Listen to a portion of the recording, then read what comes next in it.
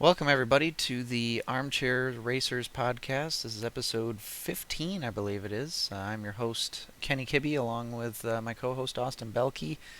We have a pretty cool show for you today, so we'll get straight on into it. First, with our news section.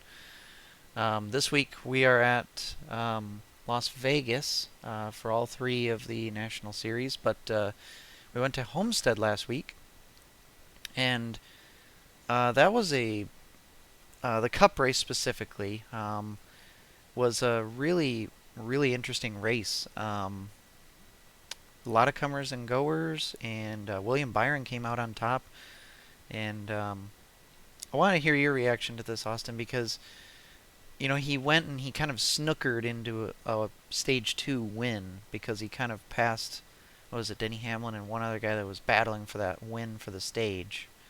And Yeah, MTJ. yeah, and I kind of had the thought like, okay, he won the stage, sure, but is he gonna stay there? But then he just flat out dominated the last stage.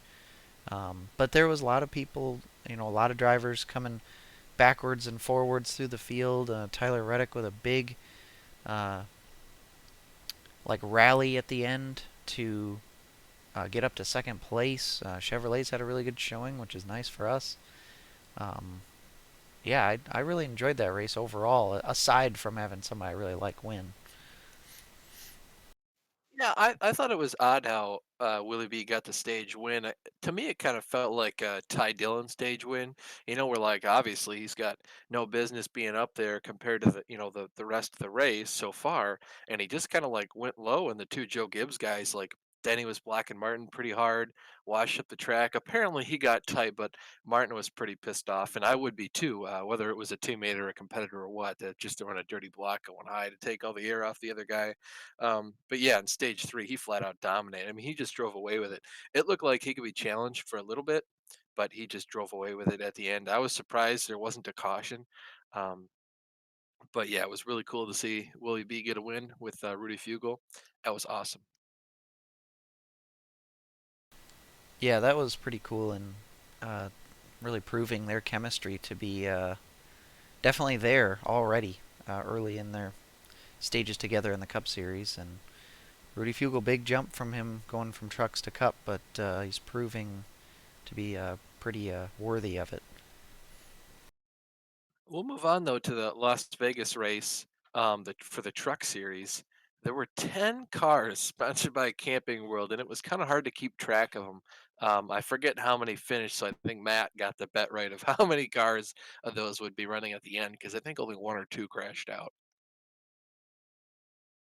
Yeah, that was a pretty odd thing to see. I like what we were saying, spotter's nightmare with all those Camper World trucks, but it was kind of a cool thing just to put some sponsorship on all the trucks. I thought that was a cool promotion. I almost would have liked if they would have used some different colors on some of the different trucks just for Yeah, or at whatever. least a different design, change up the colors a little bit. Maybe do like a lot of blue or a lot of yellow on one of them, but still cool to see. I mean, I always like seeing a bunch of cars that are kind of the same colors. I think it's kind of cool like that. Whenever Mobile One would sponsor like the entirety of Stuart Haas except Kurt Busch, who's just monster. I thought it was pretty neat. One thing I noticed in this race, so John Hunter Nemechek, he pretty much totally dominated. He led 94 of the 134 laps, and I expect him to have races like this at times in this series. He's in really good equipment. He's a really good truck driver, proven truck winner. Um, and but he did have to hold off Kyle Busch at the end. Now, granted, Kyle Busch had problems through the race, and he cut a left rear tire, and then He had already burned up his stuff too, yeah, trying to get to the field to get up there. and so he kind of then that was kind of a controversial spin there. He blew his tire and kind of he saved it, and then going down through the exit of turn two, he just kind of looped it, and it's kind of controversial. Brought out the caution, and he was able to pit. He went a lap down, but he got his lap back and came through the field. But yeah, didn't really have much once he got to second. How about Um, his interview with Bob Pockrass, I believe? yeah, Just like, can you tell us about that spin? Nope. yep. So yeah, it was definitely intentional. But I mean, I can't he's prove it. not the first You guy to can't do it. prove it. Yeah, Yeah, Bubba did it first, and he got penalized pretty harshly. So why would Kyle ever admit to doing that? right. Yeah, and I want to shout out to Austin Hill. He had a really good run. Started 31st and just kind of worked his way through the field. Had a really good truck. Just didn't really have that much time up front to really play around with the leaders. Um, One thing I did notice is that the Toyotas were very fast at Las Vegas. All the top five were Toyotas. Stuart Friesen, great run for him in fourth, and Matt Crafton was fifth. Zane Smith recovered from some really stupid contact with David Gilliland early on in the race. David just kind of like randomly got loose and door slammed him down the backstretch, and then that I believe cut a tire on Zane's truck, and he had to pit. Grant Enfinger, good run for the Cody Rohrbaugh team. It was kind of I don't know if that's a one-off, but it's at least close to it. He ended up seventh, and he was the top placed Camping World truck with Parker Kligerman right behind him as another Camping World truck. And then the other two were Toyotas. Top Ford was Tanner Gray in 12th. So the Toyotas definitely dominated at Vegas.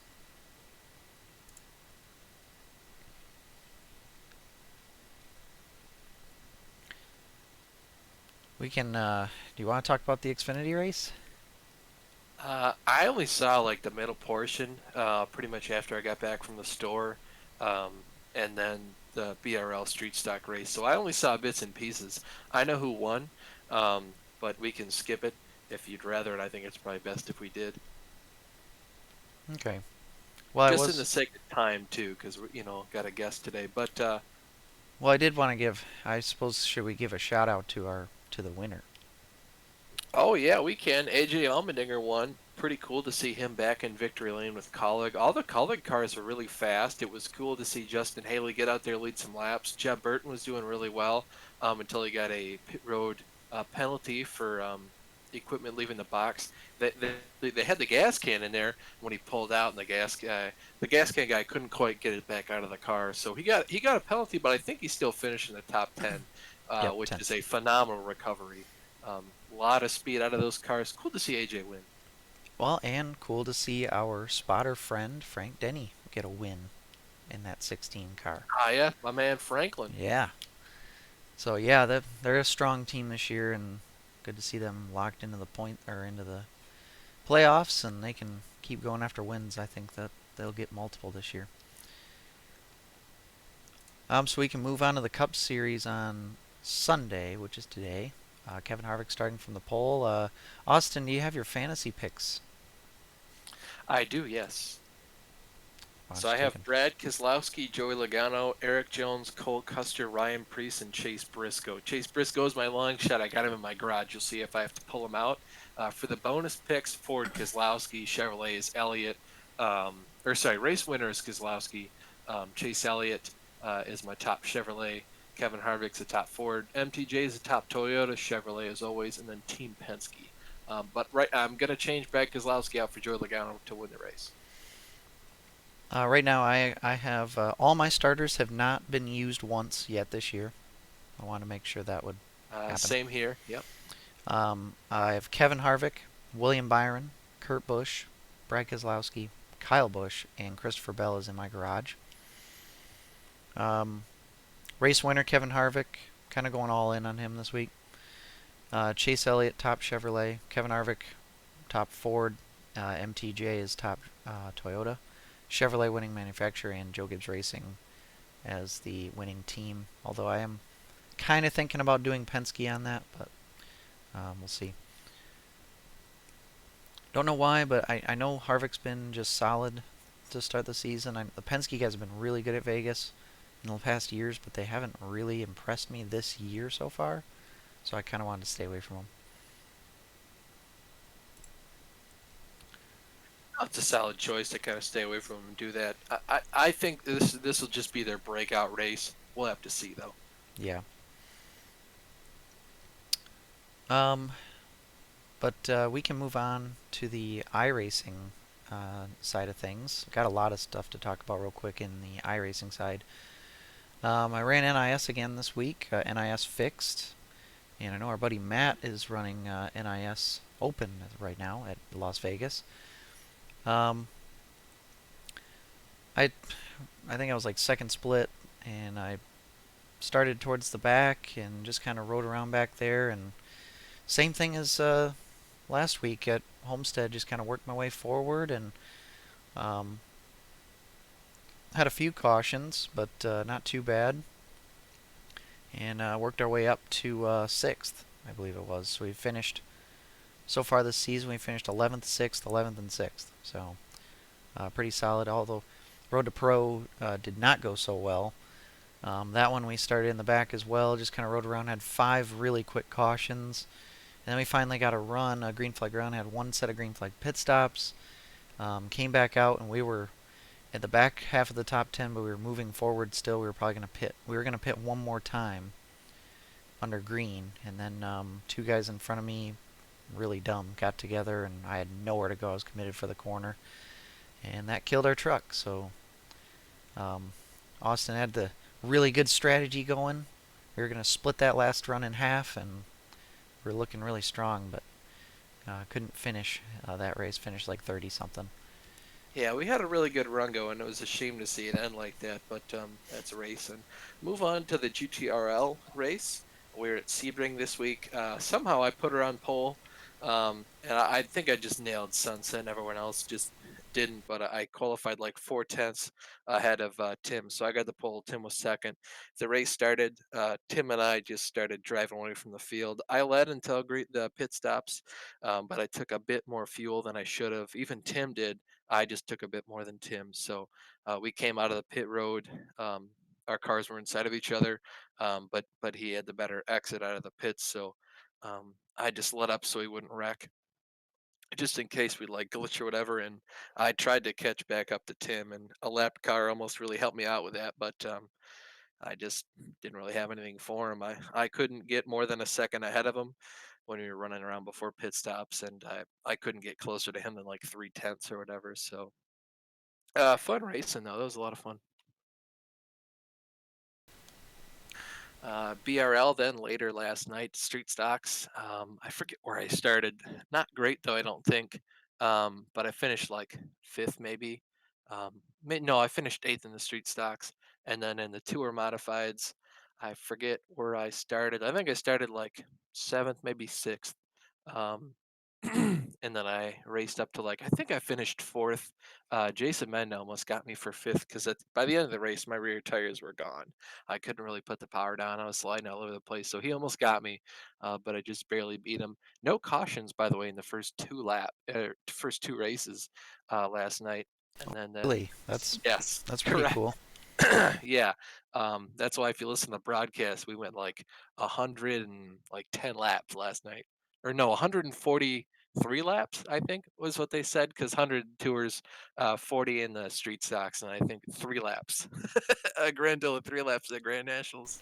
So yeah, we raced for a long time without a single caution, That's awesome to hear. That was and they weren't even disabled. Like it's not like Lowell messed up the settings. We genuinely went out there and did not have a caution.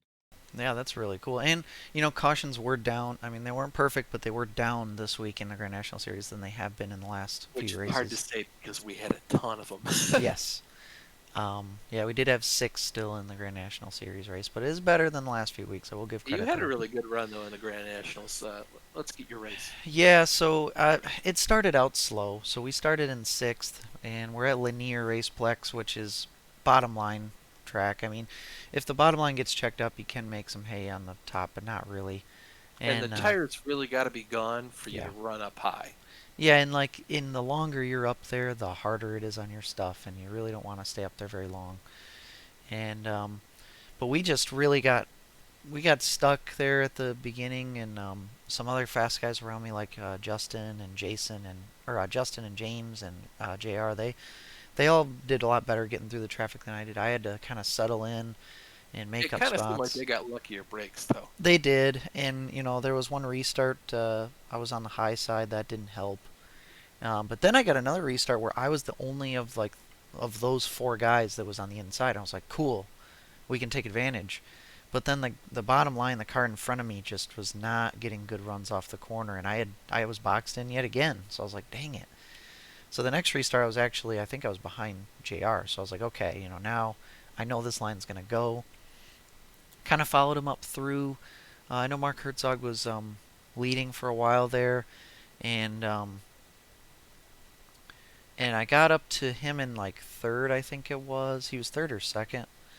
We had a little bit of a run, and I got to his inside, and we were also approaching a lap car, and I forgot to go back and look at it, but what I'm pretty sure is what happened is he goes left to go under the lap car, even though the lap car's way up high, and I'm there. I mean, the spotter had already said outside, and that was still down the straightaway, and he just cut left, and it spun himself out, and I felt bad for him, but um, I did not dive bomb or anything. We weren't even to the entrance of the corner yet. I saw that. Yeah, you were inside of him pretty much the whole straightaway, and he just decided to cut down, but he saved it though, so good on Yep. him. So he recovered, and then we fought with James for a while. Good racing with James. I think he was struggling a little bit towards the end of the race, and like we did, made a nice move to get around him. And then one of the restarts, he got back around me. I had to get back by him again with just a couple laps to go. But and Justin was right there, and um, again, clean racing. A lot of give and take. I can tell when they give me breaks sometimes on restarts and stuff, and I try to give them breaks too every once in a while. If they try to come down and get in line, things like that. So I'm really appreciative of that. And JR goes and wins. We ended up second there. You actually came back and finished fifth after starting 13th plus 8 positions. Yeah, well, it's crazy too because on lap 4, I was dead last. There was a wreck. I don't know if Joe checked up too hard, but Mike got into Joe and spun him out, and then I hit Mike and spun Mike out, and then Lowell hit me and spun me out. So go figure. All of us were like the last 3 cars or whatever. So I actually came back from 19th on like lap probably 6 or 7. Had to fight through the field, pass like 3 cars just to get another caution in 3 laps. Start on the outside, go back to the last car in line because you just get hung out to dry. I'm not gonna tear my shit up on the high line, so um, and then just had to rework it from there. There were some rocks ahead of me that kind of played in my favor, and I was able to start on the inside a couple times till I had to start fourth. Um, and then Justin and Donnie got by me, and I had to pass Donnie back. So it was a good race, though. Yeah, it was a good race. I do want to mention too, Friday night for the dirt stuff. I came back. I haven't raced in probably like 4 weeks. We were at Volusia, which is probably my favorite track. And Brandon Proudfoot had a lot of he's obviously the favorite to win all these races, and he had a lot of technical issues at the beginning, and so he ended up starting eighth in the feature. And bunch of us up front, Jr., Steven Spees, Chris Davis, Billy Northcutt, myself, had a lot of really hard racing, but clean racing up front. Well, let's actually go back to before that because you actually started on the pole in the fourth heat, and you won that heat from the pole. And I started on the pole in the third heat, and I won my heat too. Yes. Jr. won his heat. He qualified first. Steven qualified second. I qualified third, and you qualified fourth. And we all won our heats, so that was pretty cool. Yeah, so I was happy to see you actually outqualified me too by just a little bit, and it was cool to see you up in the front there. You did kind of get washed out there once the feature started, but Well, the track gets too slick. I don't know what to do. There's a certain amount of talent you need when the track gets really slicked off, and I don't have that yet. it does get pretty tricky. And but yeah, we ended Well, up I with mean, only two you know this. cautions. I'm only good if you can really rip the lip. That's when I'm like actually have top 10 speed, and if you rip the lip there, it's like reverse cambered. Yeah, Like it's you're really banking, tricky. and when you get too high, it just kind of flattens out, and you're dead. Yeah. But yeah, it was a really fun race. I thought I had something for him, but I was running that kind of mid-high line, and the guys on the bottom started to work for them, and they started to get past me. And then we had one last restart, and Billy Northcutt got by me right at the line there to grab fifth from me, so I got sixth. But I wanted JR to win that race so bad. I was cheering for him, and I'm not blocking, but I was really racing the guys behind him really hard when I was up in second, third, trying to kind of delay them guys from getting to him because he's in for the championship and I'm just there for wins. But I knew I probably wasn't going to. So, um, but man, he and Brandon were side by side for so long, and they were actually side by side when the final caution came out, and then they ended up Brandon ended up winning. But it was a hell of a battle up front and pretty clean racing throughout because we only had 2 cautions. So it was a fun return for sure. Truck race too. We did the truck race. Oh, I ran the truck race after that. Those cars, the trucks are just set up really weird. I think I started like dead last in there. I got wrecked, so I for sure started last at like 20 to go. Um, but I raced up to sixth, and those are pretty fun once you get them going and the tires kind of get a little bit worn out. But they were just super tight in the center, and then just a bunch of snap over steer as soon as you got on the straightaway. So they were really tricky to drive, but rewarding to get right. Moving on though, NEP, you skipped NEP this week to do Road to Pro. Um, so we were at, I think, like Lucas Oil Raceway IRP places. I don't remember. You were at Irwindale. Yeah, shitty Highline track. I like that Very place. terrible. It's okay at best. Um, but I qualified like really, really badly because I don't really know where the line was, and I didn't know how much I could push the tires. So started like dead last, probably maybe third or fourth to last, and then eventually like Jeff Brown and I were just hanging out in the very back of the field. I was just running around trying to conserve my tires, and I pitted for my only set, and my tires were like 96 and 97. So go figure. I raced up to like sixth or seventh with like 2 to go. And then Brandon Newhouse and I got together, and that's just a racing deal. But there were a lot of wrecks and a lot of retaliatory wrecks. So we'll see how next week goes. Yeah, I missed that race to do Road to Pro. I should be there though for next week for the season finale. Do you Those think? guys are just so fun. Yeah. Like the jokes. It's a great time. Oh yeah. Um, I was thinking, should we go to the Rusty's section after our guest? Yeah, we can do that. Yeah, bring him in here on time. All right, cool. I will get him in. Give me a second.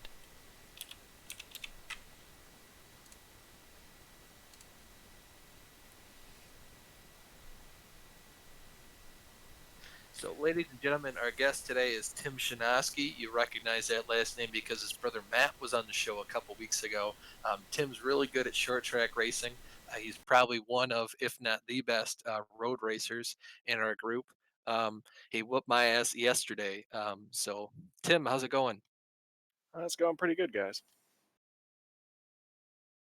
Good, you love to hear it. So, we got a couple talking points that we'll get into, but as always, if you want to go off on any tangents, feel free.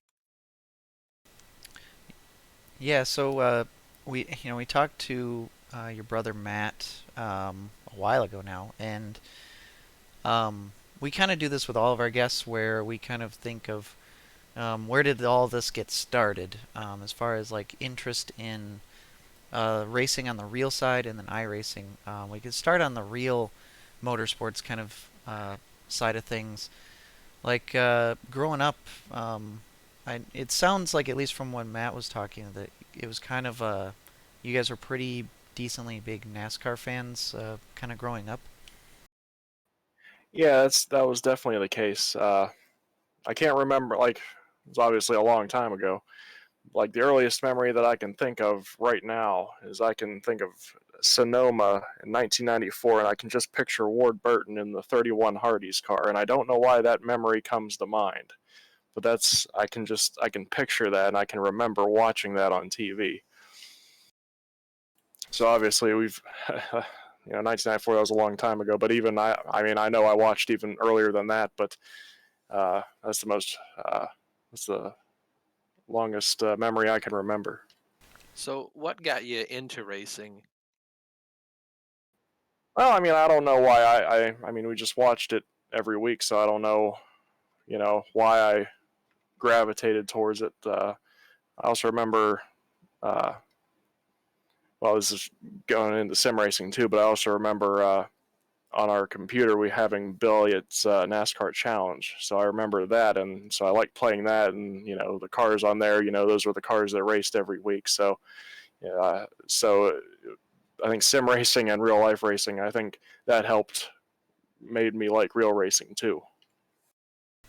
Very cool. So, did you have a favorite driver back then? Well, the first favorite driver that I can remember having was actually Rusty Wallace in the Miller Genuine Draft car, and I was a fan of his for a couple years. And then after that, I was a Jeff Gordon fan for probably a couple more years, and then starting in 1999, I became a Tony Stewart fan, and I followed him for the rest of his career. Now, with your brother Matt being a Dale Earnhardt fan, was there ever any like animosity with the Dale Earnhardt Jeff Gordon kind of Yeah, I era? mean, you pretty much picked both of his biggest rivals, being Rusty Wallace and then Jeff Gordon. Yeah, I mean that wasn't really intentional on my part, and I was so young at the time. I probably really didn't even understand about the rivalries, to be honest. But yeah, looking back on it, yeah, those were really two of his biggest rivals. But mostly just coincidence. I didn't pick them on purpose because they were Dale Earnhardt's rivals. Now that game that you played, the Bill Elliott's game, was that? I forget. Is that a game where you actually had like a wheel or anything, or was it just like a keyboard game? It was just a keyboard game. I mean, it's entirely possible that they had wheels for it, but we just used the keyboard for it because it was like a basically you tap the directional arrows one time, and that makes it make a slight turn to the left, and it goes back straight, and vice versa. Did you So I don't. ever did you ever end up getting any other games like that, like before iRacing, like some of the older racing games? Well, after Bill Elliott's NASCAR Challenge, I remember I think it was a Formula One game. I think it was a Nigel Mansell game. I think it was. I was road racing. I remember that. It was very arcade like, and those are the two like arcade, really, really arcade style games that I remember playing before we eventually got uh, a a PC. And then once we got into PC, I think we had the original NASCAR Racing by Papyrus. If that came out in '94, I think we had that. But I know we definitely had NASCAR 2, NASCAR 1999, NASCAR 3, NASCAR 4 by Papyrus and Sierra, along with eventually, once we got a PlayStation, having those EA Sports NASCAR games.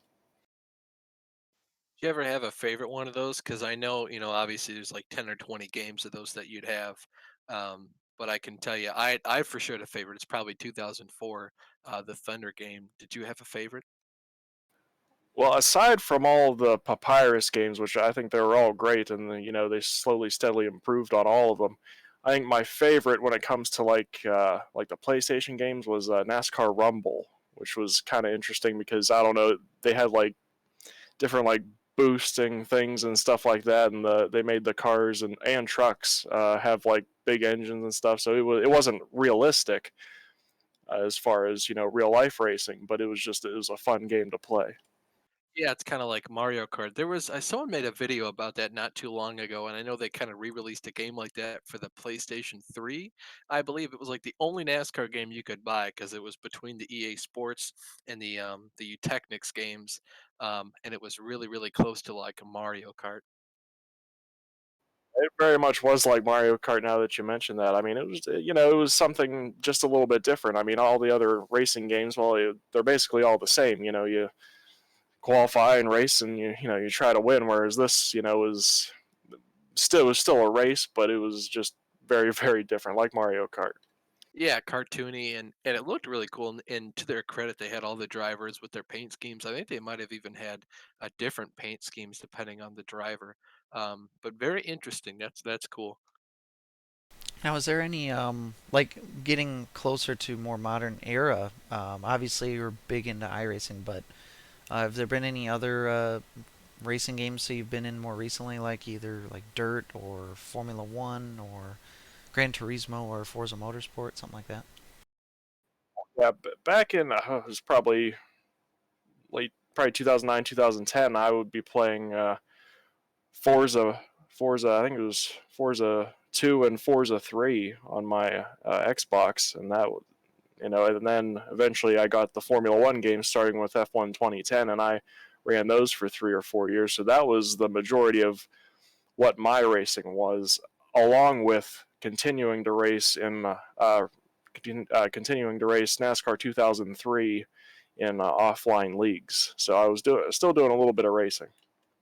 You say offline leagues. That's something Kenny and I for sure aren't familiar with. Can you go into a bit of detail? Well, basically, you just there's a certain settings that you have to run and a certain car set that you have to run, and all that stuff will get recorded down whenever you go to save your results, so they know that you followed, what you were supposed to do as far as like AI strength and using the right car set and right number of laps and everything, and you just run your race against the AI, and then let's say everyone who ran in the league, everyone won their race. Well, then the winner of the league, whoever would win that race in the league, would be whoever had the fastest average speed. So you were hoping to not have any cautions, and just trying to keep a clean race, but still try to go as fast as you can. So then it went by position, and then the tiebreaker was average speed. Correct. Yes. Okay, how'd you do in that? Probably top 10 or something? Well, I mean, every league, some leagues you raced in, it was pretty easy to win your race, and then in other leagues it was a little bit more difficult. I usually did pretty well. I think I won a couple of championships in different things. I don't remember what series we raced. I think there was a truck series that I won a championship in, but it was fun. But when, once you started racing online, it offline just wasn't that seemed that exciting anymore. Yeah, I was gonna ask these leagues that you did. What like disciplines did you do? Because obviously NR 2003 is very moddable, so the possibilities are pretty endless. So did you do all three of the touring series, or did you do like some of the older cars? What did you like doing? I can remember it was a lot of it was NASCAR based, but like I remember we did like an ARCA series. There were ASA series, IndyCar, sports cars. Uh, but yeah, so we did a little bit of everything. I think mostly we stuck to NASCAR related series, but because that's what those leagues mostly were. But every once in a while, they'd have an IndyCar series or a sports car series. So that was really, especially with sports cars, that was really my introduction to sports car racing, was from doing, a different doing cars that I didn't really know anything about, but they were fun to drive, on NASCAR 2003. So, made me a little bit more interested in them in real life. So these offline leagues, were they all kind of run by the same people, or was there, for instance, like a forum that you went on and everyone kind of talked about it and got together to make these? Well, they were all, there were probably several different leagues run by different people that me and Matt both raced at throughout the years. And I don't know, I think he's the one who probably found them, and then I joined later. So he found them in some way. That's actually pretty cool. I didn't have any idea that you had that much experience in NR 2003 because just this past year is when I've actually started getting into it, and it's crazy because of how old the game is, but it's actually kind of opened up a whole new world to me as far as like mods and all this stuff, and it's crazy how modern it looks even now. I mean, considering how old it is. Yeah, it holds up very well. I mean, like I'll watch some of Brian's races that he does, and it's amazing, considering that the game is, 18 years old now. I think it came out in actually 2002. Uh, it still looks really good, even now. So I would like to touch on like some of the sports car stuff since you said that NR 2003 kind of brought you into the real life interest in sports cars. You guys go to or have been to Mid Ohio, right, for the sports car race at one time, right? Yeah, we've been there a couple times for the IMSA race. We didn't get to go last year, and may not be able to get to go this year. But yeah, it's definitely Mid Ohio is a great track too. You can walk around. It's a walk around, sit pretty much wherever you want. So it's not like a oval track where you have like grandstand seating, and it's not necessarily comfortable. So going to Mid Ohio, is a good experience, and just they have such a wide variety of different series that race there that it makes the experience more enjoyable.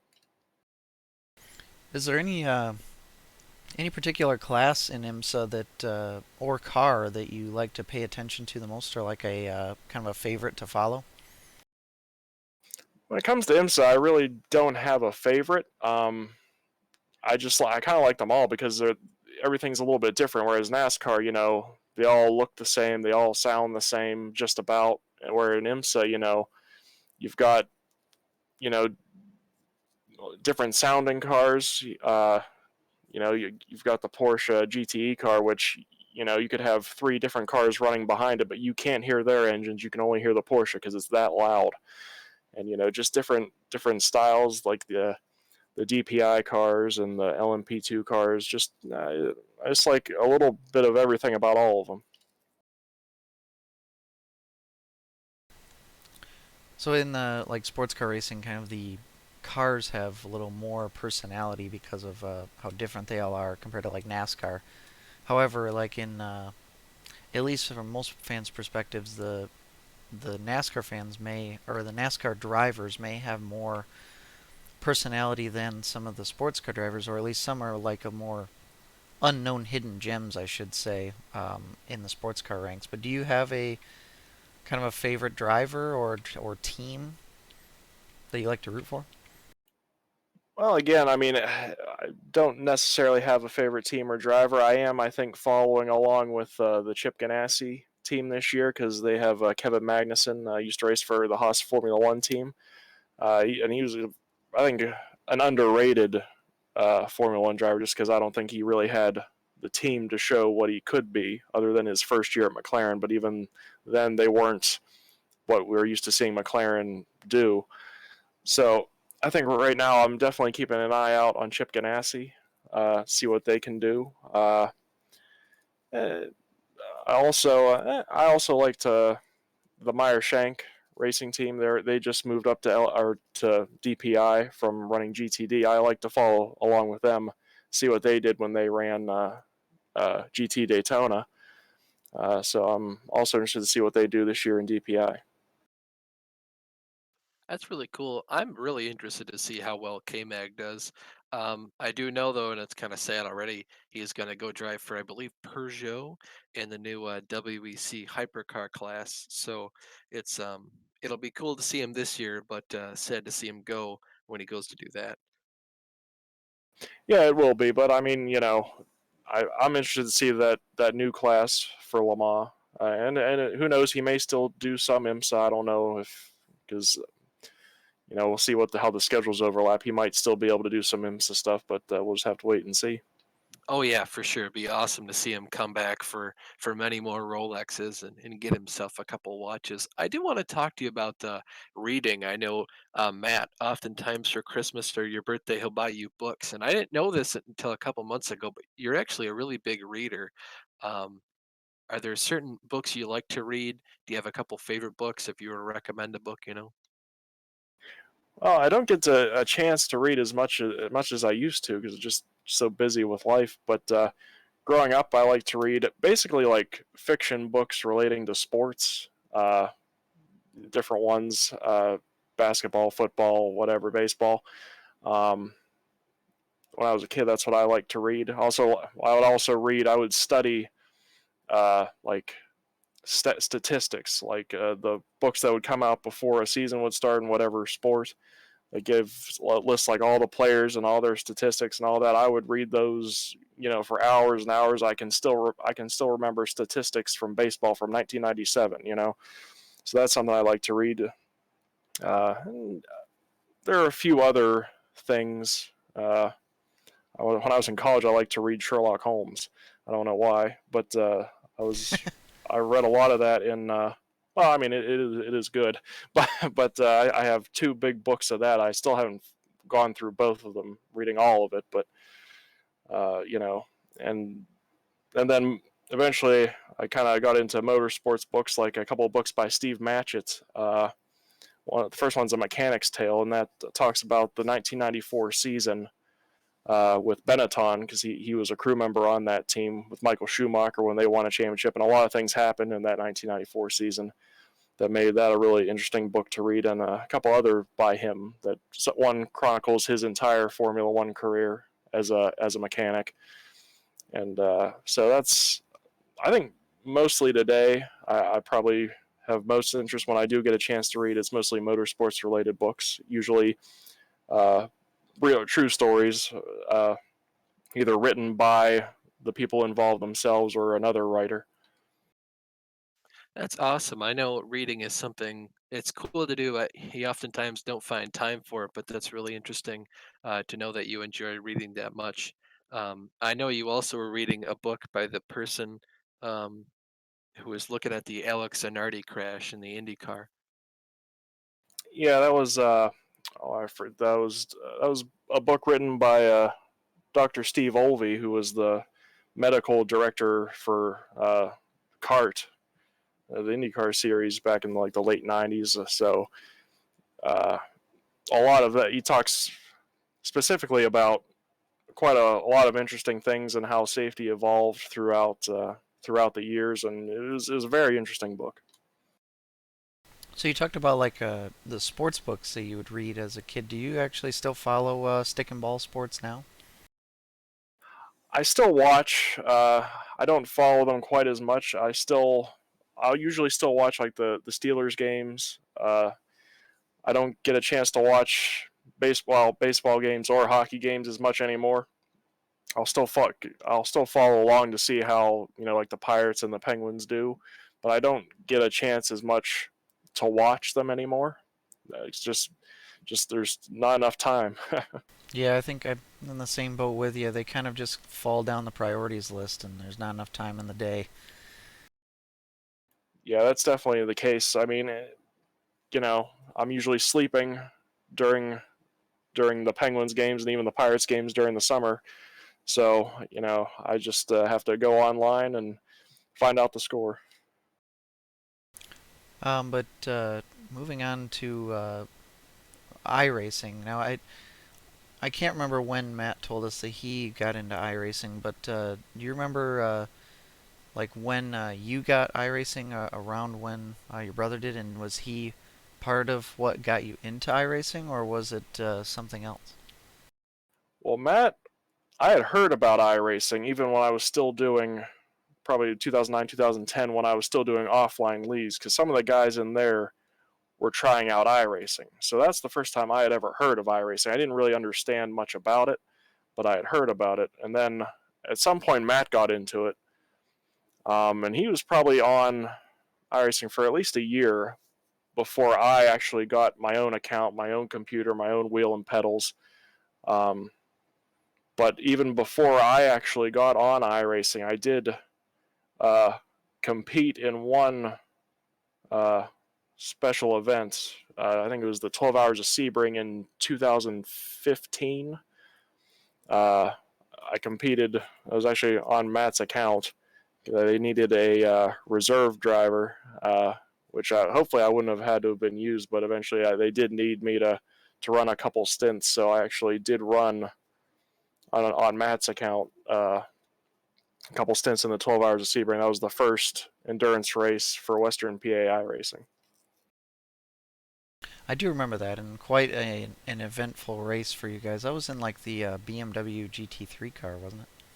Yeah, it was the BMW GT3 car, and that was, I mean, we were probably one of the slowest cars in the race, but we really didn't have any problems.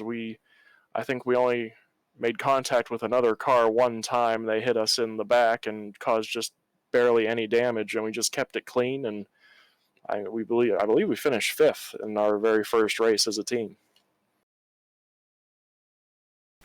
So then, how soon after that did you end up getting a subscription and like really getting more into iRacing and kind of transitioning away from the NR 2003 stuff? Well, that Sebring race, I believe, was in March, and it wasn't until December of that year, for Christmas, that Matt got me a computer and a wheel and pedals. So it was about 9 months after my first race that I finally got to have my own iRacing setup. So you get iRacing, obviously, from your brother. How late? How much later in your iRacing career did you end up finding BRL? Well, I already knew about BRL because Matt was already in that league and had been. So I had already seen some of the broadcasts before and stuff like that. So I knew it existed. And one of my things I was doing, when I first started, was to get my license up so I could join BRL. And I started into Christmas Day, basically, is when I started iRacing. And I probably late January, early February is when I actually joined BRL. So it wasn't too long after I started that I joined BRL. Yeah, and you've had a lot of success in that over the years. You're kind of just dabbling in it a little bit anymore, but I remember when I joined, you were one of the most consistent drivers out there, and when you show up when you do, you are consistent still. How do you seem to? Because I don't think you really practice or run that many races anymore, at least on the oval side. Correct me if I'm wrong, but um, how do you kind of stay sharp in that when you get back into it, like on a league race, for example?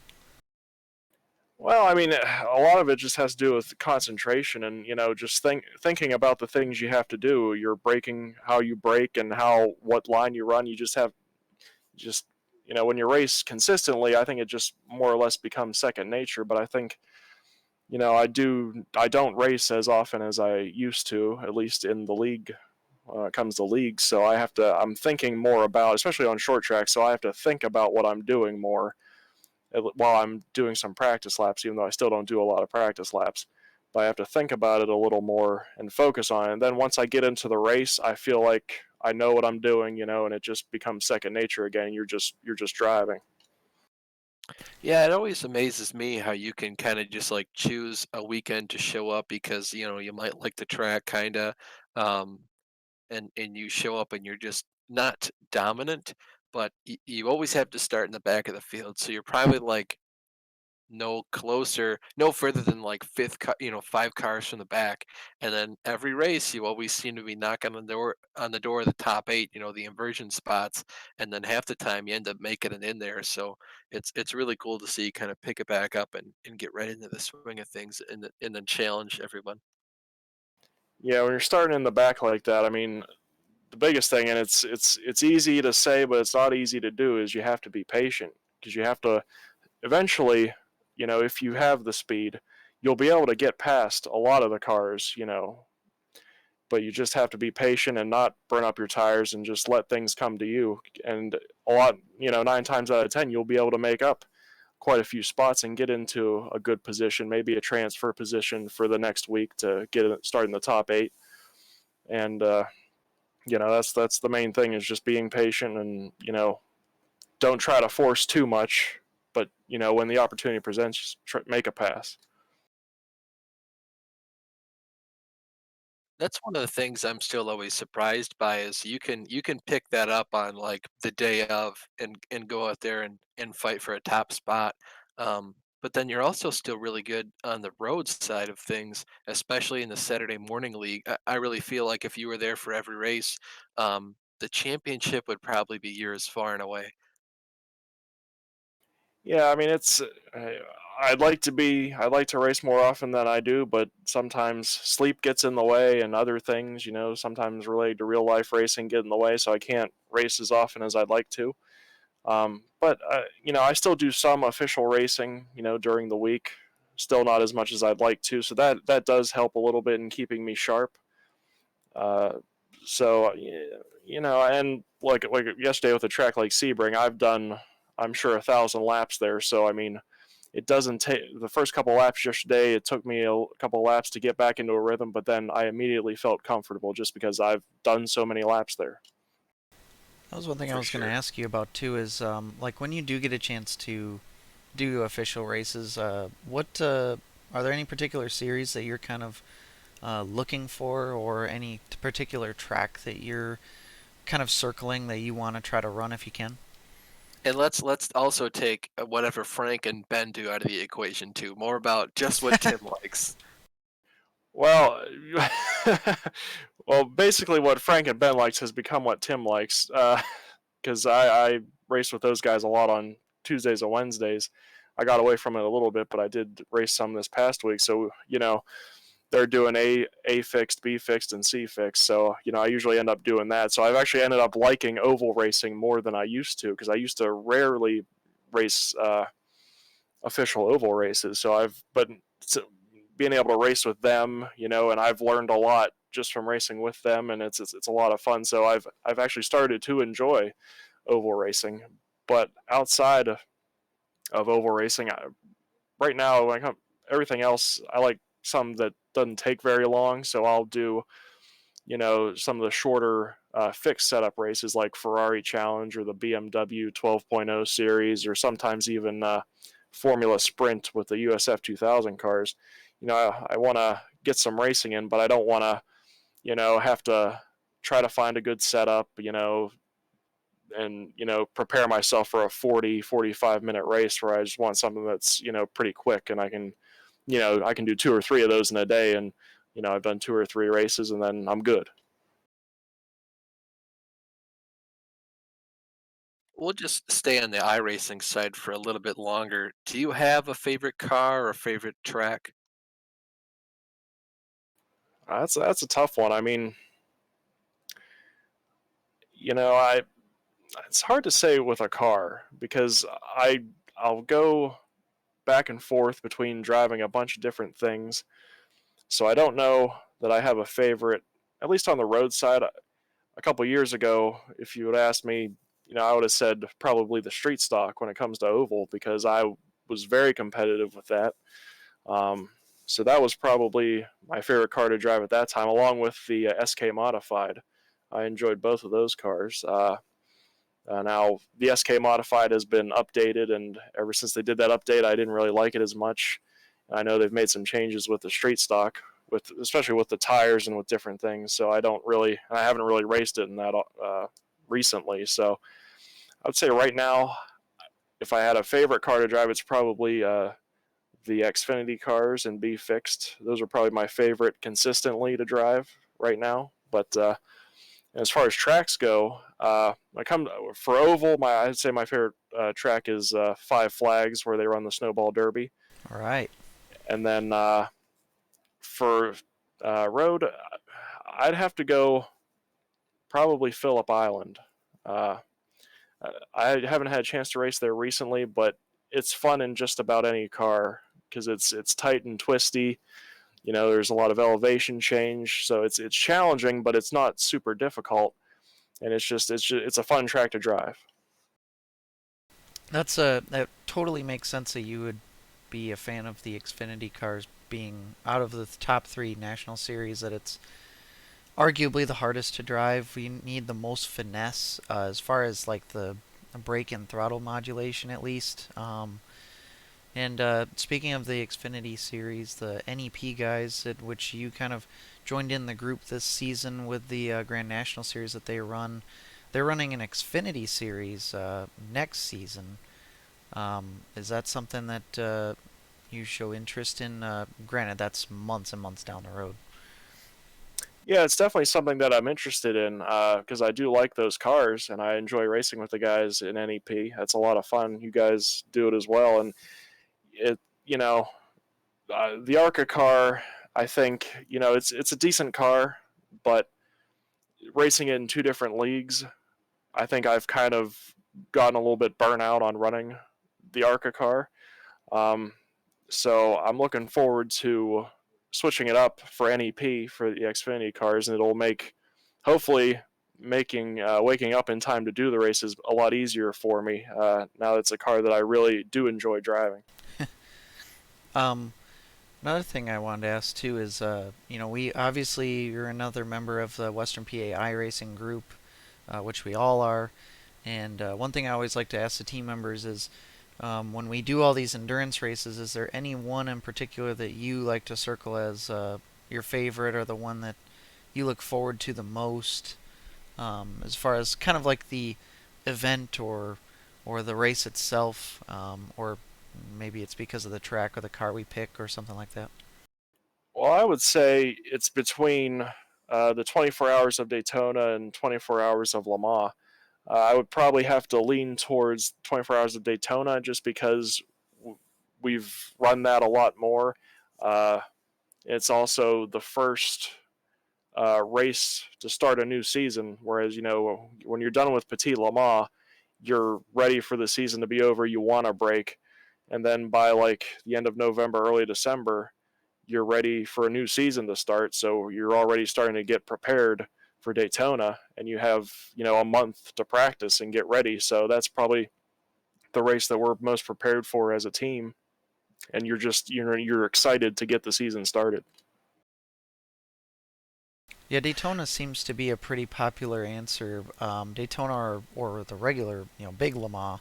But it's interesting that you say Petit Le Mans because of um, it is such a fun track, and there's kind of nowhere to hide there. So it's a pretty intense race as well. Yeah, that takes a toll on you mentally. The Petit Le Mans a few years ago, I remember me and Matt and J.R. Shepard, we ran the Daytona prototype, and we had all three classes on track. And after 10 hours, we were mentally exhausted because there's so much traffic. It's a narrow track. It's we had so many close calls. We ended up having a pretty decent finish, but it just, as far as endurance races goes, that's probably the most mentally challenging, and it's the last race of the season, and you've been racing all year, so that gives it like a extra challenge to get through that. So one of the things you said that limited you sometimes from doing the iRacing stuff is real life racing. And I know in real life you don't often race yourself, but you do crew for someone else that's been on the podcast, Zane. What are some of the things you do for him? I know he mentioned you are his shock specialist. Well, you could say the word specialist with air quotes, I think, but I am I am trying to learn as much as I can about shocks, along with other things. Normally on a race day, uh, one of the first things I do is well, get the car up in the air, get it off the ground, to get ready for practice, or if we have to take it for pre-tech or something like that. Um, and basically, a lot of it's jacking up the car, changing tires, putting fuel in the car. Uh, you know, uh, as far as things actually being done to the car, and then once once we go out, get ready for practice or a heat race or a feature, is to get Zane in the car, get everything that he needs, his Hans device, his radio, get his helmet connected to the Hans device, and do all that stuff. Get before each practice session and heat race and feature, and that were mainly my responsibilities the past 2 years, and then this year it looks like things are going to be my responsibilities are going to be a little bit more than I've had in the past, but I'm looking forward to it. So is that like when you do all that logistical stuff that's kind of a behind the scenes stuff that not many people get to see, is there kind of like a routine to it, or like an order to it? You try to do the same thing every week to not forget anything, or is it easy to forget anything? it once you've done it for a while, you just I don't know that I'm thinking about a routine or how I'm doing things, but I think I probably do things the same way every time. Start jacking up the car on the same side every time. And when I'm getting Zane ready, there's an order for everything. The Hans device has to come first, and then his earplugs, and then his helmet, and then the receiver to hook that up, and then to attach that to his belt, and then put the window net up. There's all, whether you're thinking about it or not, there's an order to everything in the way you do it, and it just becomes, you do it without thinking. Now, once Zane is out on the track, do you kind of get that kind of like nervous mother feeling of you're kind of it's out of your control now. He's out there on the track, and you have no idea what's going to happen. And then, like, do you have a vantage point that you try to watch around Jennerstown while the race is going on, and just kind of hang out in the pits? I do get, butterflies in the stomach, because you don't, anything can happen. You don't know what's going to happen. I'm not so much as concerned for his safety because the cars are fairly safe, and he's a smart driver. He usually doesn't get into any trouble of his own doing. Other stuff can happen, but I think it's have all this work that you've put in during the day. What's the final result going to be, and you don't know what it's going to be. So there's some nervousness there. You want to do well. You want, most importantly, you do want the car to come back in one piece. At the end of the day, that's the most important thing. But you've done all this practice, you've done all this, and what's the final result going to be? So just thinking about that, gives you some nervousness. And as far as from watching the race, most of the time, I'm usually standing in front of our hauler on the ground because that's where I like to be. I'm usually by myself. I usually pace around a little bit. That's part of the nervousness. I'll pace around a little bit, and I wouldn't have that same opportunity if I was watching on top of our trailer. So usually I will be down on the ground in front of our pit with my arms folded and just watching. So this year, with the kind of the added responsibilities you're talking about, is that more on the shock and suspension kind of things that you're trying to learn? Yeah, shock and suspension, as well as with tires and understanding a little bit more about that. And I do have some different things that I can read and look at, just to learn a little bit about it. And a lot of that's still going to come from experience and doing hands-on things, which will happen more once the season gets underway. So, everything's still a process of learning, even every year. So I'm looking forward to that and seeing what we can do. Yeah, it is pretty interesting that you and your brother Matt are both highly involved in Jennerstown Speedway, but yet you're two totally different facets of what's going on there. With him being the social media guy for the track, and then you being a crew member, do you guys ever like uh, see each other or hang out at all during the race weekends, or you kind of got your own jobs to do, or go entire nights without even seeing each other? Usually Matt will stop by our pit, before things really get started. And then once, the racing gets started, I usually won't see him until after everything's over. And I'll go a few hours without, talking to him, but he's never too far away. Yeah, it's pretty cool that that you guys have gotten really involved in that track, and I think that, at least from my perspective, being so far away, that Jennerstown Speedway is really, I don't know, I feel like they've upped their game just in the last couple of years with like the events they brought in and what they've done to the facility, and just um, the entertainment that they bring. It looks like a pretty high level place. Yeah, I think that's what they're trying to do. I mean, they do bring in some fairly high level series, well, with the Wheel and Modified Tour, which will be back again this year in May. So that helps to bring more of a national spotlight to the track, which is what it had a national spotlight in the late 80s throughout the 90s with different touring series like Busch North and the Wheel and Modifieds, and then ASA and Hooters Pro Cup. And then, all that sort of went away starting in the mid 2000s. And then when the track closed down for a few years, and once they opened back up, slowly things have, improvements have been made. And so we're starting to see more of those series come back, like the Wheel and Modifieds, and with the big pro late model race, the Motor Mountain Masters, we're starting to see more of a national spotlight back on the track. And it just highlights what a great facility that it is, and more people are able to see that on, not just in person, but on their television screens as well. So that's all good for the track, I think, and I think it's just gonna continue to get better. It's really interesting you guys bring that up because from what you and Matt have said, is Jennerstown is actively trying to invest in their business model to make it look better and better from a fan and a racer perspective. And I know there's two things you do in business. There's investing in your business and just reaping the benefits of all the investments you've made. And it really sounds like even though Jennerstown is reaping the benefits, they're also still trying to actively invest to get all these big name programs like the Motor Mountain Masters they came up with a couple years ago, and trying to get the NASCAR Wheel and Modified Series back in there. So it's really cool to see that. Yeah, they're definitely investing in the track to make improvements to the track that makes all of this more attractive to the different touring series and to the racers to make them want to come. If we get 40 cars at the Motor Mountain Masters, and they enjoy it, they'll be back, and maybe they'll bring a few more people.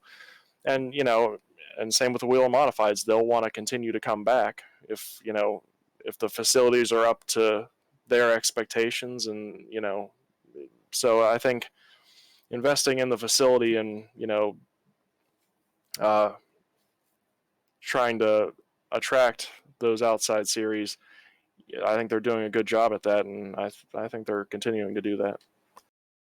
So before we let you go here, we got a couple of heavy hitters for you, just quick ones.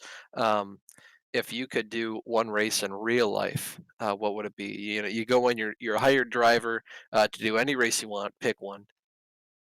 I think 24 Hours of Le Mans. Not not Just Daytona, what's that? not Daytona, Le Mans instead. I think Le Mans, just because it's in Europe and all the history that goes behind that and all the cool things out there, I think 24 Hours of Le Mans would be just ahead of the 24 Hours of Daytona for me. Okay, and then if you could drive, what car class would you prefer? Well, I know the LMP1 cars are going to be going away here, maybe after this season, or maybe they already have. But I think probably LMP2, because it's a car you get to drive in real life on iRacing. So I think I'd like to drive an LMP2 around Le Mans. Okay, very cool. Well, I think obviously the other ones we had already asked you earlier, favorite car, favorite track, and iRacing. So that's all the questions I had for you. Yeah, I don't think I can think of anything. Oh, I got one actually. One that we typically will ask people is any bucket list like race or venue or anything like that that you would like to go to in real life as a fan that you haven't been able to yet? See, that's a tough one because there's a lot of races I haven't been to. So it's tough to say. 24 Hours of Daytona, I think would be cool to go to. Maybe something like the Snowball Derby. I think that would be cool to go to. Not really any race with any sort of amount of prestige that I haven't been to already, which is probably most of them. I think any of those would be really cool to go to. Well, it's been great having you on here. Austin, I didn't know if you had anything else. No, no, that's it. All right. Yeah, it's been great having you on here, Tim. A lot of insight, learn a few things didn't really know about you, and it's seriously been a pleasure racing with you in iRacing. I've learned quite a bit from you, especially on the road side. I definitely watch a lot of your laps when we do the Western PA iRacing endurance stuff because you're one of the most consistent drivers that I've seen. So, um, yeah, it's been cool to hang out with you for the last few years. It's been nice to know you and hang out with you on Discord and whatnot. But thanks for coming on board on the show, and yeah, we'll be getting ready for Sebring in the next few weeks, right? Yeah, I think at the end of March, so it's that's one of my favorite events. So I'm looking forward to it with racing with you and Austin and the other guys. I know it'll be a lot of fun. Always is. Well, thanks again for being on board with us, Tim, and you're free to disconnect, and we'll talk to you soon. Okay, thanks, guys. Thank you so much, Tim. That was That Tim was really Shinoski. cool. Yeah, Getting Tim on here. It was nice to hear what he said versus what his brother said, and I think Tim's a really interesting person just to hear more about him. So that was fun. for sure. Yeah, Tim's always you know, he's he was kind of like quiet, I suppose, but like there. But then when when we would get into road practices and stuff when I first started um, to kind of race with the Western PA guys, I did not realize how good Tim really is. Like his level of consistency and just his flat out pace is really pretty top notch as far as our team goes, and have a lot of respect for that. But then he can also hop into an oval car and be, just as fast. Yeah, honestly, and he's one of the most respectful and nicest people that we have the pleasure of racing with and against. But don't take that as a weakness, because if you do mess up, he'll pounce and he goes out to win. For sure. But yeah, it was cool having him on here. But now we get to transition to our new segment that we've had for the last few weeks, Rusty's Retro Races, and I said it correctly. So yeah, last week we were at North Carolina, and it was one of those races where AI doing AI things, I should say. Very much so. Yeah, a lot of cautions, 13 cautions. I think wasn't there some cases where drivers were pitting randomly and on restarts and stuff? Yeah, so someone would go to pit under caution. I think Tim Richmond did it. Tim Richmond was in the lead. He went into pit, and then as soon as he came out of the pits, he was going right back into him again, like he forgot something. Yeah, so it was kind of and Brian was involved in quite a There few were a wrecks. lot of like multi-car accidents. I mean, you go ahead and look at the leaderboard after the race, and there were only 5 cars on the lead lap, and Brian finished in 20th place, 6 laps down. So the amount of cars that were over 100 laps down is 24th back. So Yeah. there were a lot of bad, dead cars. Yeah, and Brian was actually surprised that he made it to the end under his own power. He ended up 6 laps down, but he did make it 20th place. But man, he it was a long race too. It's a 492 laps at that track is just, I mean, that's an endurance race. I Um, think he said it took him like 4 hours. I mean, it's Rockingham, and the cars are fast, but they're not as fast as the cars from like 2003. So when you have 492 laps around the Rock and that many cautions, it's going to take an incredibly long amount of time. right. So the picks that we made, I picked Daryl Waltrip, and he did win. He started third and finished first. Pretty dominant, led 319 of the 492 laps.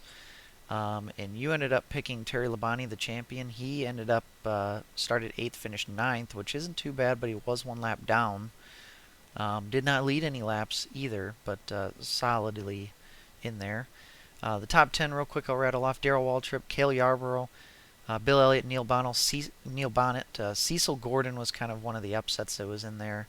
He was the last currently lapped. Then Morgan Shepherd, Tim Richmond, Ron Bouchard, Terry Labonte, and another upset, Bobby Wawak ended up 10th. He was 2 laps down. Um, Out of Brian's 3 seasons now, or 4 now, since he's on 83, that's the first time Darrell Waltrip's won there. Dave Marcus and Stan Barrett won in 80. Harry Gant won both races in 81, and Benny Parsons and Buddy Arrington won in 82. So that's actually kind of a surprising stat that DW hasn't won at least one of those races until now. So, Kenny, since you won last week, I guess it's my turn to pick first. I know I said I was going to pick Ron Bouchard.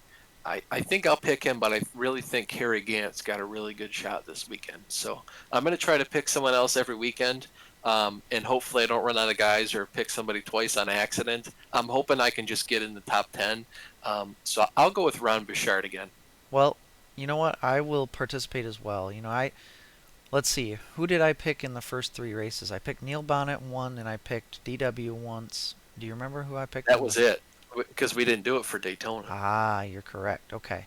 So if that's the case, it stinks because I don't really want to just kind of um, waste the really good drivers necessarily. But looking at the starting lineup here, and actually, what I'll do is I will throw this on so that you guys can see. Bobby Allison on pole, Terry Labonte on row 1 as well. So where was Ron Bouchard starting in this race? He's starting 10th. 10th, yeah. Um, I just said I was going to pick him last week if he finished in the top 10. He did. He started in the top 10 this week. That's my goal, so I'll pick him. But I think to win, I think the top 4. I don't think the winner is going to come from outside the top 4.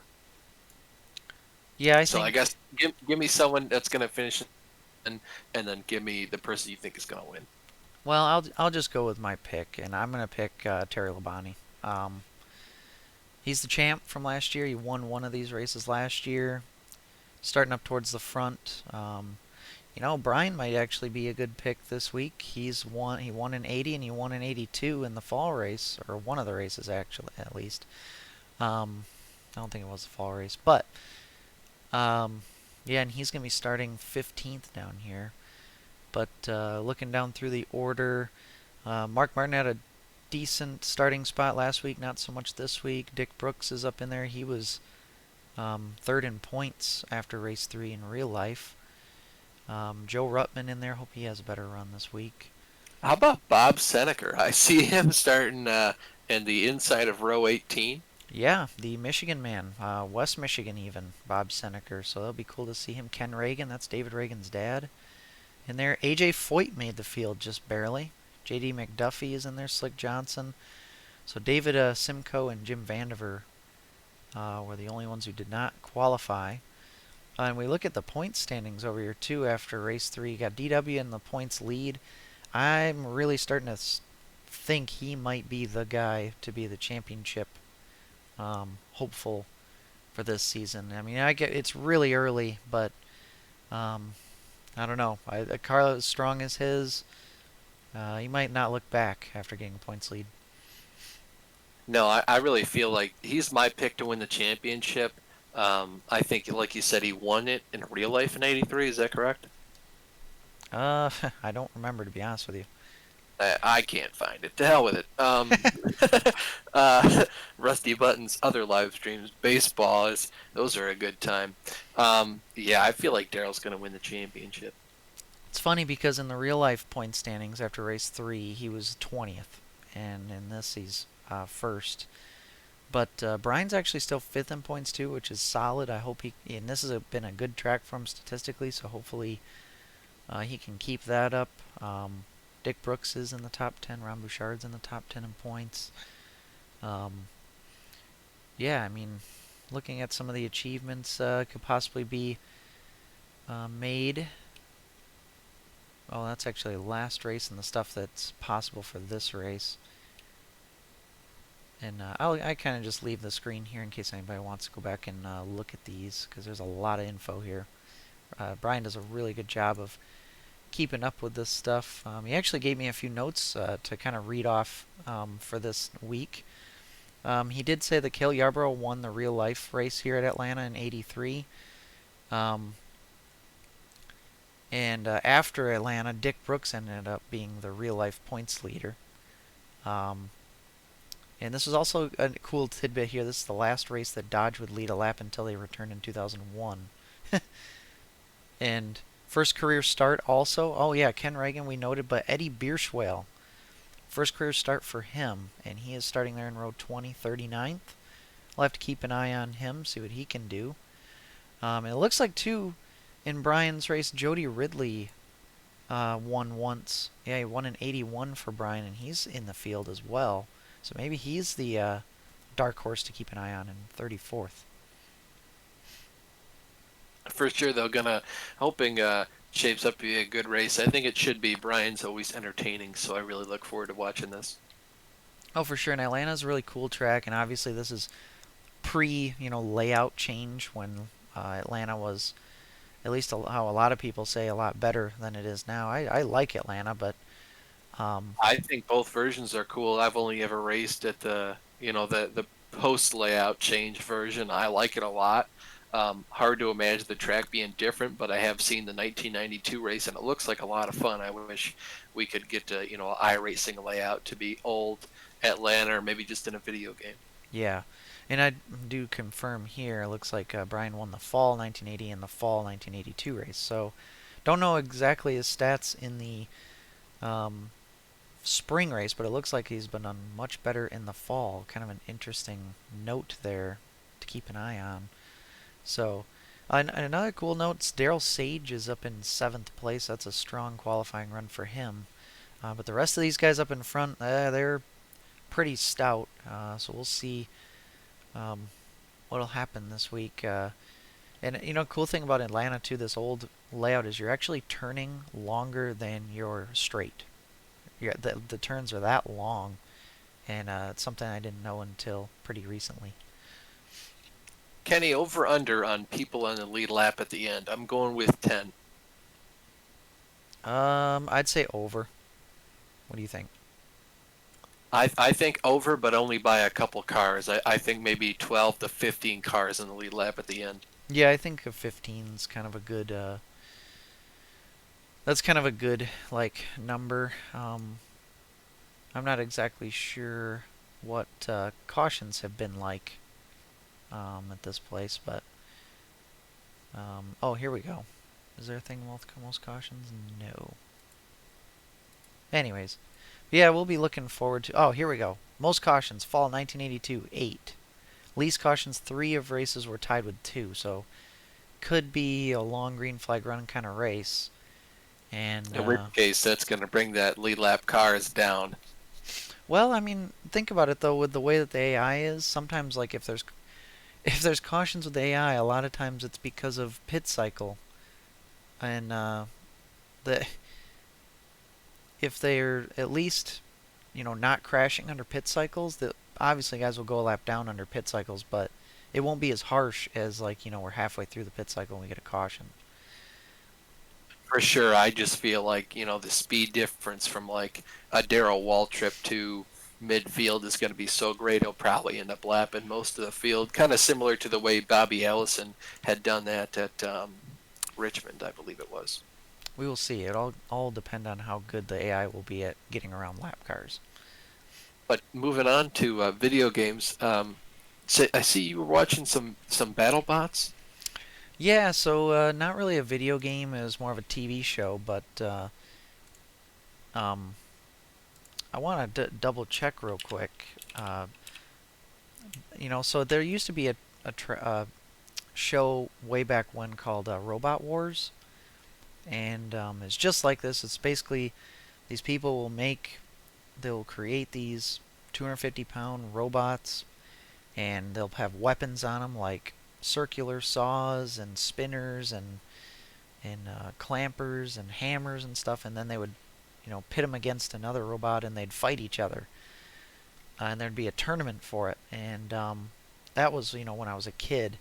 But then about I don't know 5-6 years ago they brought a new show back that was just like it called Battlebots, and the new season started and I've been kind of catching up on it because I was behind on it. But that's just what I've been watching with my roommate. It's been a lot of fun, a lot of cool engineering, but also a lot of crazy moments. Like robots will fly up in the air and it's crazy because they're all 250 pounds or around, and they just get tossed around like toys.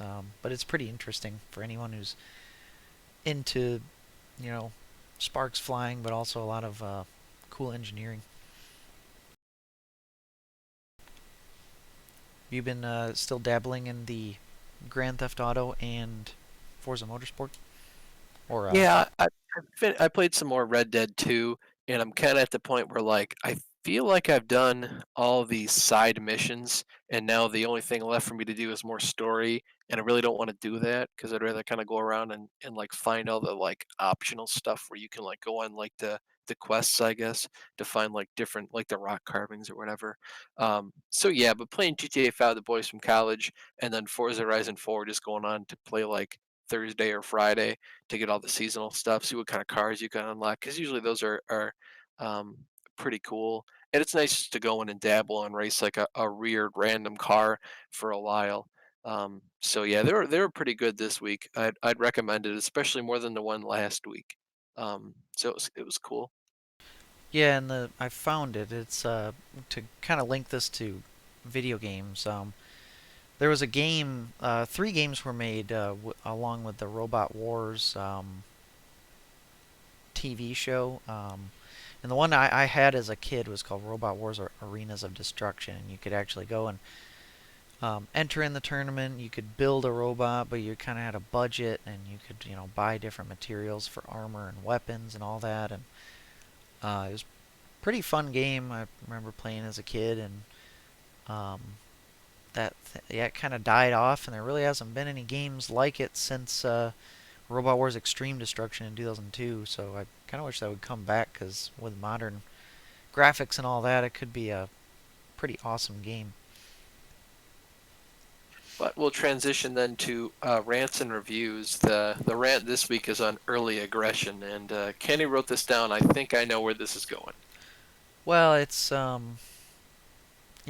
week we talked about like too many cautions throughout a race, and this is kind of linked to that. But I saw it mostly like in NIS and in Road to Pro, a lot of the official races.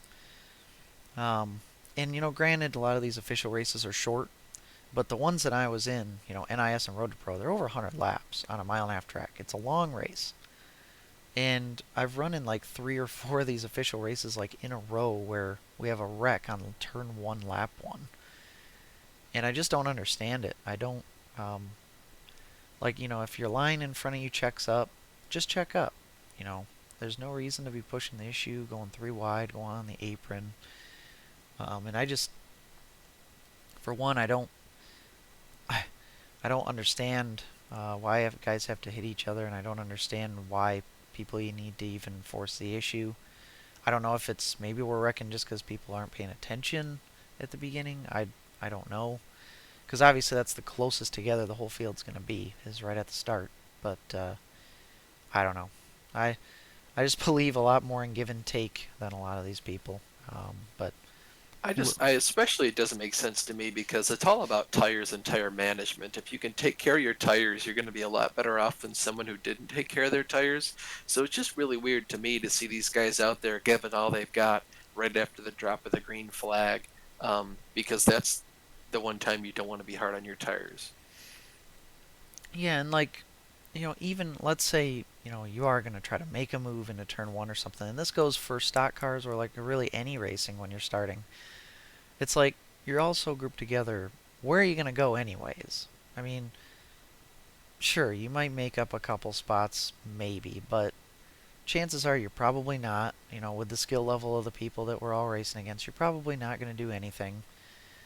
And, you're only going to put other people in a bad spot and put yourself in a bad spot. So I just can't see why it's worth pushing the issue so early. And like what you said, you're just chewing up your tires at the same time. So I just, I don't know. I don't get it. And that's not to say just ride for the first couple laps. Definitely, you can try pass somebody on the inside. Don't dive in there like a jerk. But like if it's not going to be 3 wide, I think you can. I just 3 wide's a really tough place to be as soon as the race starts. And of course, I mean the pros do it, but they're pros. Yeah. They also have a lot more feeling, and they have a real life spotter to tell them as soon as something happens, and even how far away a car is, so you're not 3 wide and thinking the guy on the outside's right on your door when he's actually probably wall riding. You just don't know that. Right. Yeah. People just need to chill. But moving on again to the getting around to it section, I know you finished another modeling car, and I'm actually going to show it on screen. I have your pictures pulled up. Oh. And this is pretty cool. It's the Dale Jarrett 2000 UPS car. It looks like it turned out quite nice. Yeah, my dad bought this in a lot of models off the internet a couple of weeks ago, and it was already mostly done. It was like a Revell Pro Finish kit, so most of the body, everything you see, the white, the brown, and the yellow, and the numbers on the hood and the deck lid were already all there. So it was super simple. It was all molded in color, so like black, red, and like a dark gray. All the red stuff, obviously, I painted over because the real interior of the car was like a really light gray, which doesn't make any sense that they'd make that all red. I just, like, if they molded it in light gray, honestly, I would have just glued it together because that's how simple it was. The tires came like that as they were. I obviously painted the silver and put the tape on there. But yeah, super easy, really fun. Um, and yeah, it was just, I really enjoyed it. Yeah, I can definitely see when you zoom in on the roll cage and stuff, you can see a little bit of the red where didn't quite cover everything. Well, I painted it on the tree. I guess I probably shouldn't have done that on some of the parts where it's just super, like it's just one big ass part, like cut it off the tree and then paint it. Usually it's not noticeable because all the parts are white. And the difference between light gray to white is super, super fine and you can't see it. But this Right. time it's like it's sticking out like a sore thumb because it kind of is. Yeah. No, it turned out pretty nice though. That was a kind of the last really competitive hurrah for Dale Jarrett was kind of like obviously he still won up to 2005, but it was kind of like when his car transitioned to the UPS colors was kind of his last competitive ride. Definitely. I'm hoping to build more of those like 2000, 2001 cars. They're kind of hard to come by, and all the 90s stuff is so prevalent because they were just pumping all that stuff out. And the JR Salvinos, they're really only focusing on like 70s and 80s. So once they get more towards the 90s, they do have the Pontiac from the 90s, but there's only like two or three cars you can do with that. So it is what it is. We'll see. Now I think this was probably the first year for this scheme, wasn't it? Because didn't he just have I the think Ford so. Quality Care or whatever for all of '99? Right, well, because he's the 99 champ, and he did that in the Ford Quality Care car, the blue and red one. So I want to say this is the first year, but obviously I was like 2 years old, maybe three, when all this was happening, so I don't know. And you were only 3 or 4, so you wouldn't know either. Oh, oh yeah, I knew all the cars. Oh, I'm sure you did. Well, in my second grade talent show, that was my talent. Was I brought in a bunch of my um, NASCAR cars and I rattled off who drove them and their sponsor, their That is team. such a nerdy NASCAR Oh yeah. fan being a small town thing, Well, and I I love mean, to hear it. That is well, I fantastic. mean, think about No, no, it's a second second grade. grader. Yeah. Yeah, think about what a second grade talent show even is. I mean, I don't What kind of talents do you have? exactly very little. I mean, if you can enunciate properly, I think you're generally talented as a second grader. I mean, heck, I got an award for good handwriting in first grade, so that tells you pretty much like where standards are for kids at that age. Exactly. Oh, and I want to correct myself too. I think I was saying the 2000 UPS car is actually 2001. I wanted Well, to make so the sure. box said 2001, but the stickers on the A pillars they say NASCAR 2000. So I read the That's weird. box, and that's so you are correct to say 2000. Anyways, you The also box the box was copyrighted in 2001. so since like you've been building all these models, you've found a place to put them. No, I would like a place to put them. I'm Ah, in the process of asking my dad to help me put a shelf up above my TV so I can like try to display them more. Um, so I got some cases from an estate sale over the summer that I've been storing like one in. I'll have it like on my desk for like 2 weeks after I build it. So far, I've been outpacing that 2 week mark. But yeah, so I might need to go to Hobby Lobby and buy some more like clear cases to put them in. But I'm pretty excited about at least having a spot for them. for sure. And yeah, nothing. I don't. I think I probably mentioned last week about my new PC build. I haven't made any moves on that yet. I am kind of debating now as far as like the iRacing setup of getting in a single ultra wide monitor instead of three triples here. I do like the triples, but they are a little bit cumbersome to set up and kind of annoying at times. But I think it's also cumbersome on your computer too it because it's is three monitors instead of just the one. Because I know we talked about it before, but I really feel like it could alleviate a lot of graphical um, pitfalls that streaming and running iRacing on triples do. So I feel like if you just bought that triple, uh, you might be able to push that new PC off for another year or two. yeah, we'll see. Um, there's a uh, there's like a 40 is like 46 or 49-inch ultra wide monitor that some of our friends are recommending to us, and um, it's pretty cool.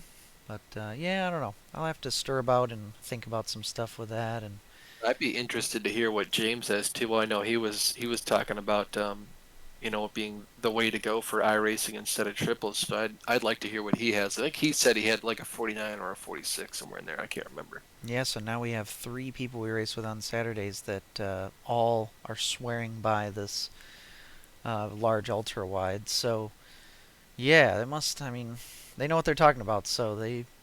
And James is really good too. And Yes. Mike finally got it, and he did really really well this week. And even Lowell's been doing a lot better since he got his ultra wide. So, you know, you Yeah. could be JR talent, and you just don't know it. Could be. But yeah, something we'll think about. But anyways, yeah, I think that's gonna do it for us this week. It was awesome to have another guest on this week. We've gone a few weeks with it just being us two, which has still been fun. But it's cool to be able to bring someone in and learn about them. And um, so thanks to Tim Shinoski for coming on board with us. And I will make sure to try to get this episode and last week's episode uploaded to YouTube as soon as I can. Been slacking on that a little bit, but do still have the VODs up on Twitch if anyone wants to go back and catch up on the last few episodes before they expire. But again, the rest of the episodes are on my YouTube channel. Yep, thanks again, Tim, for hanging out with us. Thanks to Austin, as always, for being the co-host. And we'll see what Las Vegas brings us with the Cup race this week, and then we'll go on next week to, I believe it's Phoenix. So, again, thanks everybody for tuning in, and we'll talk to you all next week. And goodbye and Godspeed.